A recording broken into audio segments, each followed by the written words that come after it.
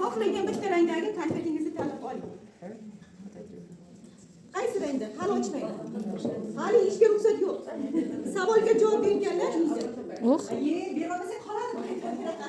Keyin buni aytaman.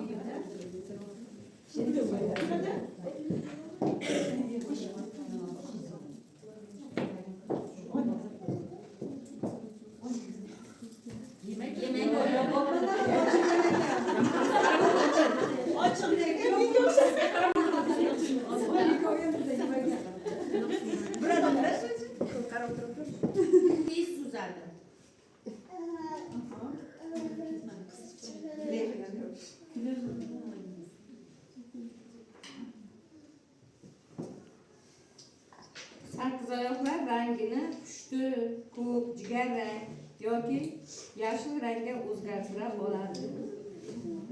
Sakkizoyoqlar tanalari yumaloq shaklda bo'lib, bo'rtib chiqqan, katta ko'zlari va sakkizta qo'llari bo'lgan dengiz jonzotlaridan. Bu demak xavfdan qochish uchun qiladigan harakatlari va o'zini hayotini saqlaydigan, saqlab qolish uchun harakat qiladigan. Yani bittasi qilib ketdi.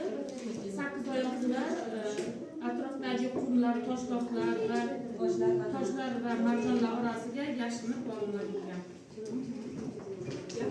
Sakkizoyoqlar haqidagi dengiz tubida tashlab ketilgan buyumlar va olingan buyumlar, cho'p kemalar qoldiqlari orasida ham yashashlari mumkin.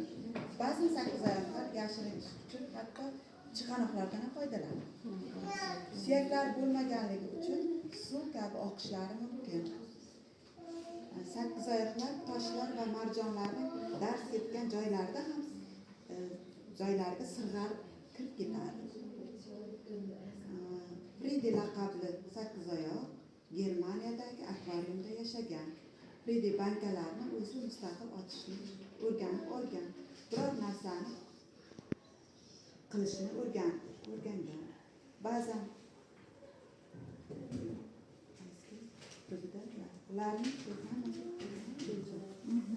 Yaxshi. Demak, to'liq ma'lumotga ega bo'ldingiz, ha? Yaxshi. Svert chizgan asarlar o'z ovqatini ta'minlash maqsadida sotilgan. Ular juda ham tez zerikib qoladi. Yemishni ko'rganda xursand bo'ladi. Qizil. Ovqat yetganini ko'radi. Qizil rangga ketadi. Ular qisqich baqalarini so'ng'ishlari yordamida o'ziga tortib, qisqich baqa uyumini hosil qilib, yirtqichlardan himoyalanadi. Sakkizoyoqlar umurtqasiz, ular juda ham kichik joylarga ham kirib keta oladi. Minnatdorchilik bildirish maqsadida boquvchilarini ko'rgan qo'llarini yelkasigacha ikki qo'li bilan burab oladi, quchoqlab. Ovqatini yeb bo'lgandan keyin rahmat yuzasidan Shunday. Bosh qotirma va o'yinlar bilan shug'ulband bo'lishni yaxshi ko'radi. İnsanlar ularni ochiq tabiatda ko'rishni xohlaydi. Chunki har xil harakatlar qilgandan keyin insonlarni o'ziga jalb qiladi. O'sha sakkizoyoqlar.